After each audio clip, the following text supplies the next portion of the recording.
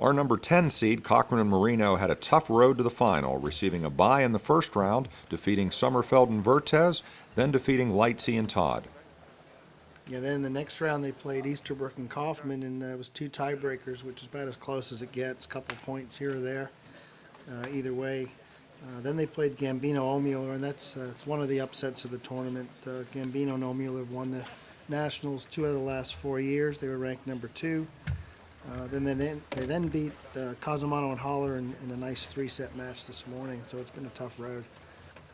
Our number 3 seed, Anderson and Stulak, had an easier road to the finals, receiving a bye in the first round, defeating Quackenbush and Wilson, then defeating Polaise and Williams, before defeating Burka and Granger.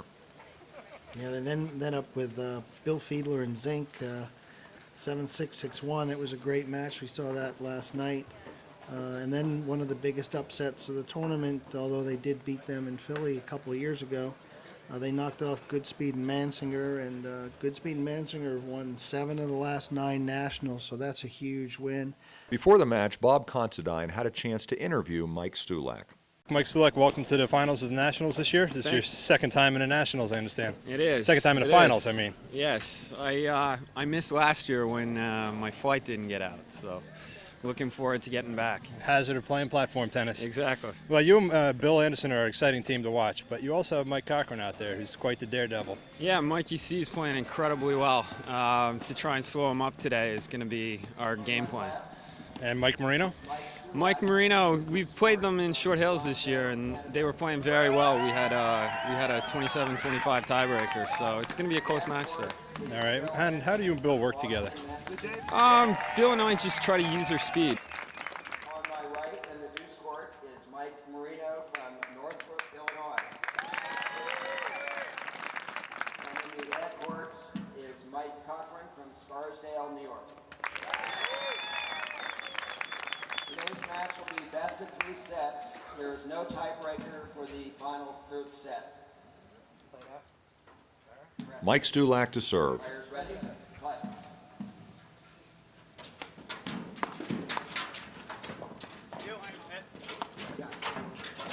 Martin, these teams certainly know one another well, having played a phenomenal match recently. Yes, they paired up at Short Hills. In that match, Cochrane and Marino won the first set, and then Stulak Anderson actually won the second set in one of the longest tiebreakers I've ever heard of. It was 27-25. And wow, that's almost a set in itself. yeah, I'm sure it felt like it. And Cochrane and Marino had many match points if they just won one of them. And then Stulak Anderson pulled it out in the 3rd set. So I don't know what we'll see here today, but it should be a great match. For those of you watching platform tennis on television for the first time, some general rules that we'd like to bring you up to date on. While scoring is the same as in tennis, there are 3 rules which clearly separate platform tennis. Number 1 would be, of course, the 12-foot high screens that surround the court that you see in the background at all times. Players may play the ball off the screens provided that the ball first bounced into the playable area. And of course, Martin, any ball that is bounced or hit out of the court is a loss of point. Do you think many balls will be hit out of the court today? Well, it's not that warm today, so I'm not looking for a lot of that. Sometimes when it's warmer, some of the lobs will bounce out and some of the overheads might bounce over. It's a tough way to lose a point, but it's cold enough today, I think it'll stay in. And of course, in platform tennis, the players only get 1 serve. How much of a disadvantage is that compared to tennis? Well, it's a huge disadvantage. It can be very nerve-wracking trying to get that serve in a pressure situation. It's kind of like hitting that foul shot at a critical part of the game.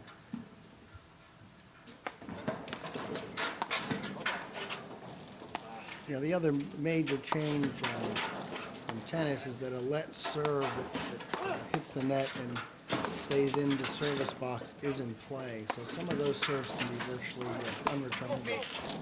It seems that the players are in constant motion. Well, these guys are all very fit. They're in great shape. Most of the top players are always working out. It's a very aerobic sport. That's why you play through the winter. It's just too hot to play in the summer.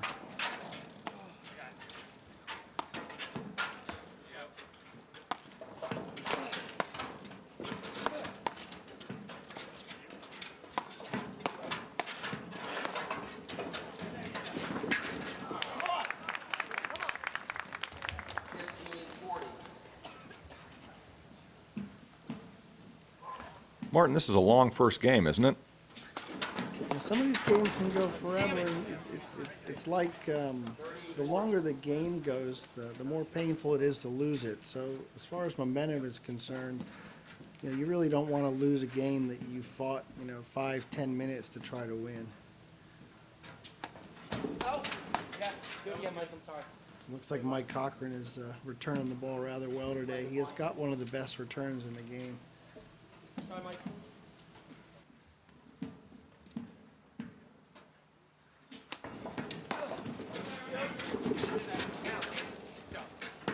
Out. Game at first. First game goes to Cochrane and Marino. And as you can see, players change sides. They do that after all of the odd games. Players are playing 2 out of 3 sets today. Tiebreakers at 6 games all in each set. The last time the national championships were held here in Pittsburgh, the match went just about as long as it could possibly go, well into the 3rd set.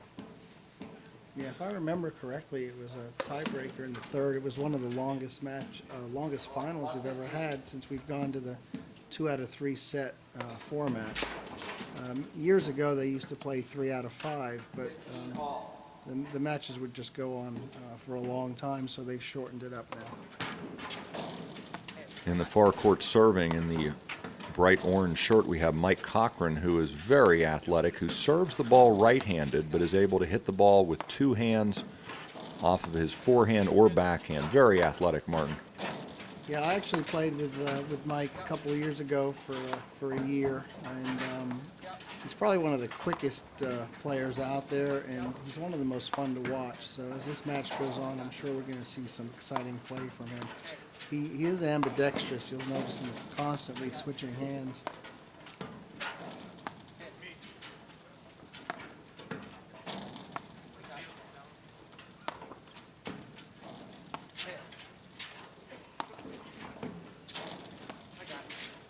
You can see here, sometimes you're just carefully trying to place your overheads in the court to spots that you know your opponent won't be able to hit a high percentage drive, and other times they're really, really slashing at the ball.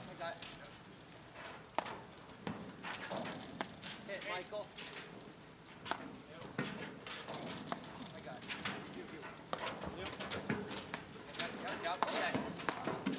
They're getting a little messed up at the net there, and it cost them. A large part of this game is teamwork. The court's very, very small. Just because you can reach the ball doesn't mean that you should hit it. The coordination between the 2 players is really important. The players both being very patient right now, feeling one another out to see what kind of strategy is going to work best. Yeah, it's kind of like a couple of boxers feeling themselves out a little bit.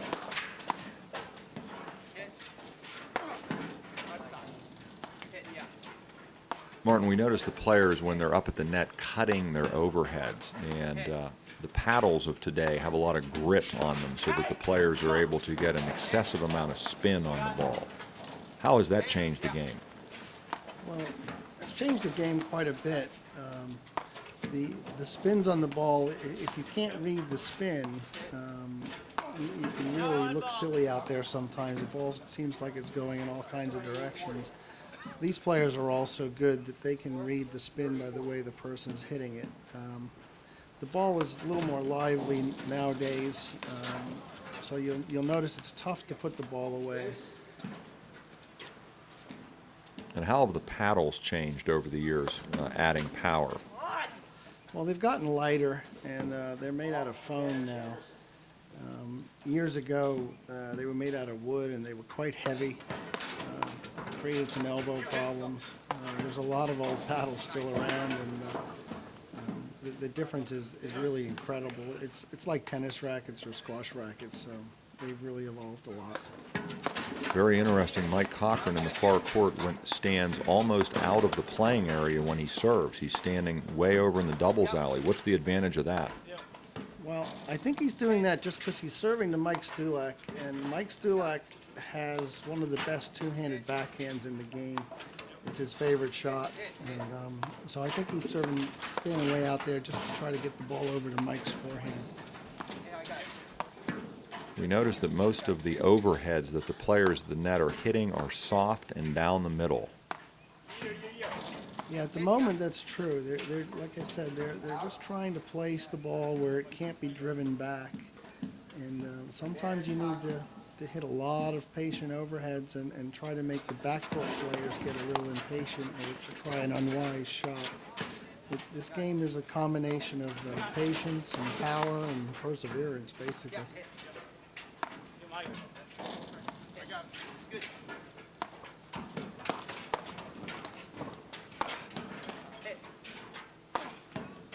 You see the ambidextrous Cochrane up at the net with two-hand volleys. Yeah, I'm sure we're going to see some exciting exchanges at the net. They're all very quick. You notice that, as we said, they're spinning the ball quite a bit, and that's to try to get the ball to bite into the screen and die as much as possible.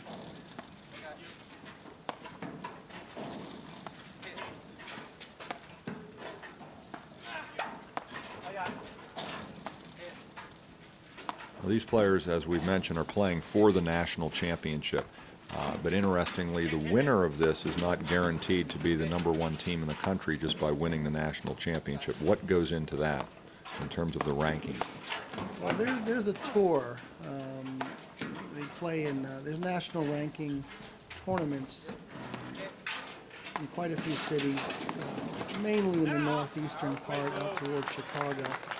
And there's quite a few tournaments, and that leads up to this tournament, which is the Nationals. And among platform players, it's kind of a bragging rights tournament. You could win this and not be ranked #1, but in the eyes of platform players, this is the big one.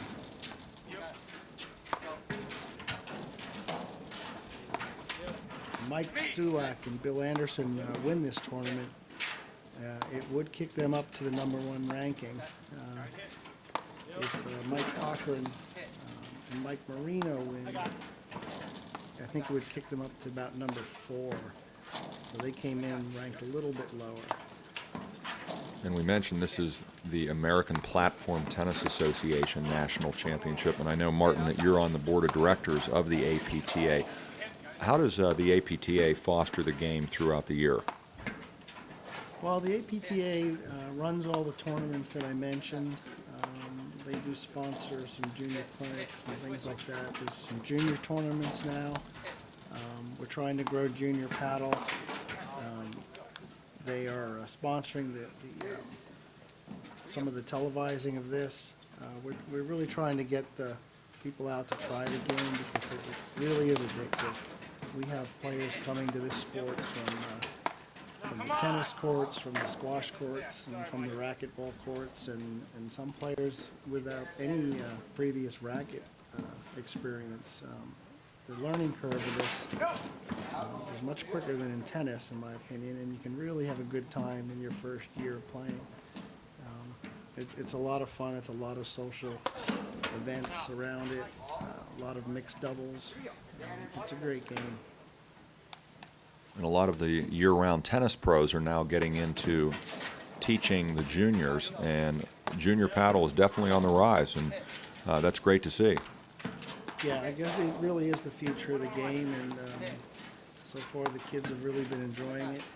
Sometimes it's hard to get them away from the hockey and the indoor soccer and basketball, but you know what? It's a great outdoor sport in the winter, and you get the nice workout, and you're outside. And if you live in the Northeast or in Chicago or in Milwaukee, and it's cold out, you really get a great feeling when you're out there on the court. Now, the court that they're playing on is on an elevated deck, and it has kind of a gritty surface. So the players go through a lot of tennis shoes, and if you fall on this surface, you can definitely get hurt. Yeah, if you fall on this, you're definitely going to get scraped up. The tennis shoe manufacturers probably love this game because I know when I was playing a lot, I'd go through about 7 or 8 pairs a season. And the other thing about this aluminum court is that we heat it. That's how we can play in the winter and the rain and the snow. And there's heaters underneath these courts, so if that happens, we just turn the heaters on and it melts all. That was a great reflex volley by Mike.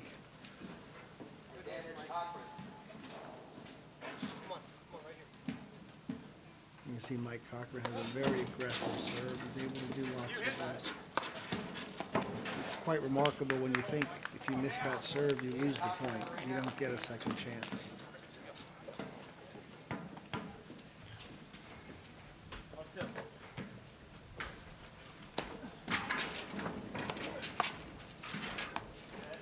Notice Stewart and Anderson are phenomenal volleyers.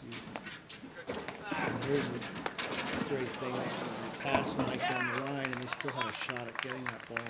Bill wasn't able to pick that one up, but very often they do. And a great return by Mike. It's interesting, the team that is receiving right now, the stances that both players are, they have a different stance as they're returning serve. Can you comment on that? Well, what they're looking for is to be able to hit a hard forehand drive. That's why they're standing so far over. Here you watch Mike. He has a kind of a patented, well, that's his left-handed off the screen. There's another left-handed off the screen. But they're really looking for a serve that they can predict where it's going, and then they just take their shot at that, because they may not get another great chance. So here you see Mike ready to return. Bill Anderson tried to go wide on him, and that caused him to fall.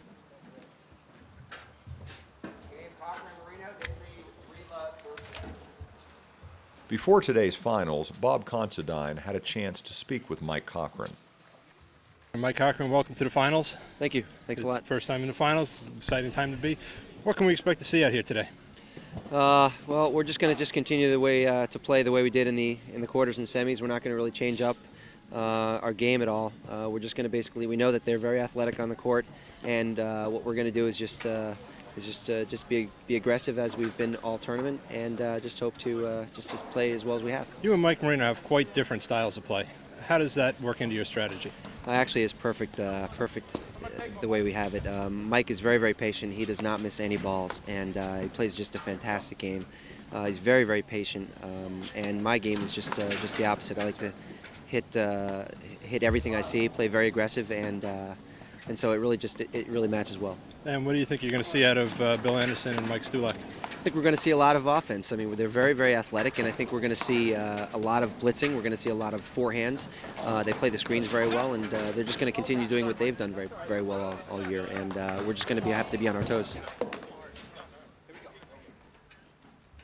Now, Martin, you've been incredibly busy as the chairperson of the National Championship, not to mention the director of racket sports here at the Fox Chapel Racquet Club. How enthusiastic were the paddle tennis members of Fox Chapel Racquet to have this tournament?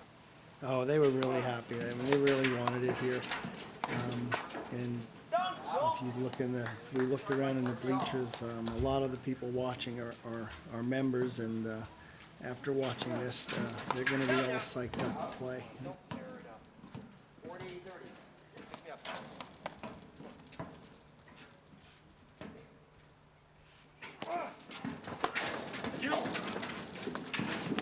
Yes! Come on. Game Cochrane, they lead 4-love.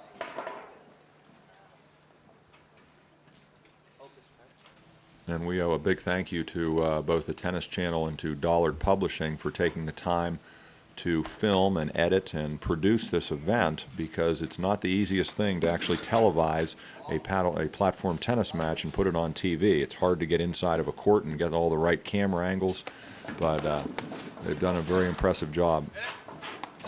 Yeah, this is it's a very tough thing to film. You notice that you're not seeing the players on the near side all the time, because there's that screen there.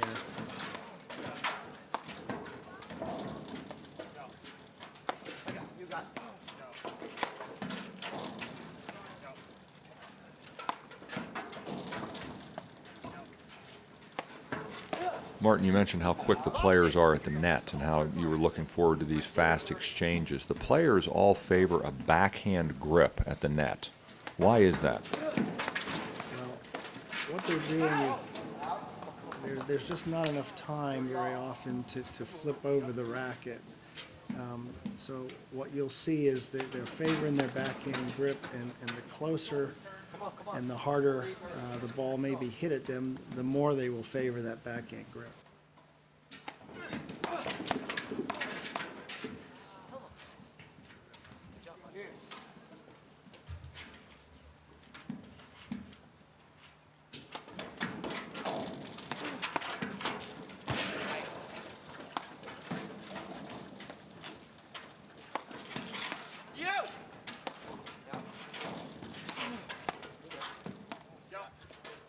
And the players there are tending to drift off of the net after they've hit an overhead. Well, this is all about anticipation. You know, the sport is very tiring. You can see they keep moving, but the really tiring thing is the concentration. As soon as they've hit that ball, in fact, sometimes before they're hitting it, they're anticipating what's coming back at them, whether it's a drive or a lob. And so, you know, when they see, sometimes before the person hits, they're anticipating a lob or a drive. And the better you anticipate, you know, the less you have to react at the last moment.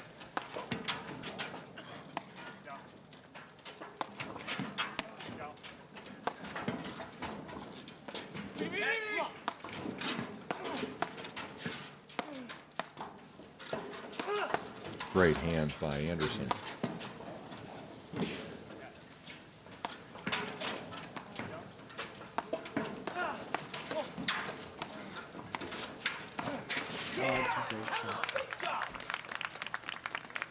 The ball is, it is solid, and it can hurt if it hits you. It depends who's hitting it. You'll notice these players are not wearing eye protection. Eye protection is probably a good idea for a lot of players. There are some injuries from this game. You know, a lot of players are going to some kind of a goggles or similar to squash. One of the problems with it is they fog up, though. So some of the better players just don't wear them. But the ball will find the eyes, and it sometimes comes off your own paddle or off your opponent's. We have Mike Cochrane again in the orange serving, starting in the far part of the court behind the doubles alley. But he's certainly quick enough to cover his first volley. Yeah, he's a super quick player. He never stops. Now, as quick as these players are, tell our audience at home about blitzing and what that strategy's about. Well, what they're doing is you need to win points in this game, and if they all play their positions and patient, I mean, sometimes you can never win a point. So they take chances by moving in on low drives. They try to surprise their opponents. And if they just blitz on the ball, it's easy sometimes to volley it between the other two players at the net. Do you see blitzing typically more in men's paddle at this level or women's paddle? Well, it depends on the players, really. You know, there's a lot of women now coming over from the tennis courts, and there's a lot of good athletes out there.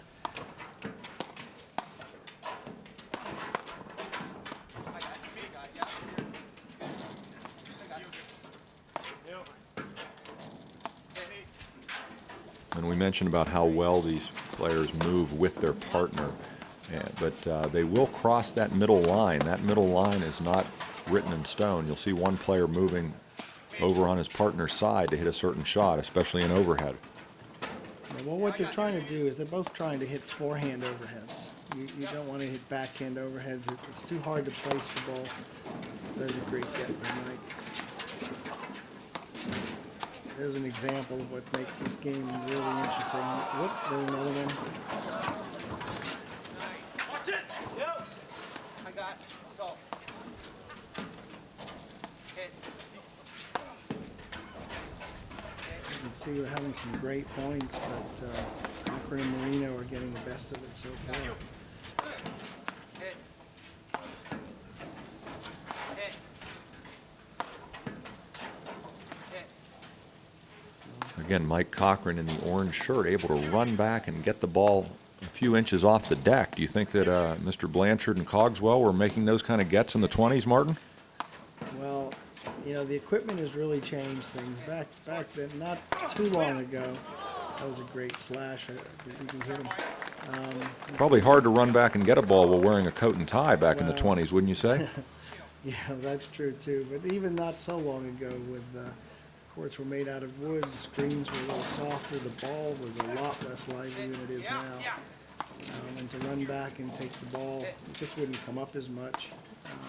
And with a heavier, less responsive paddle, it was just a lot different.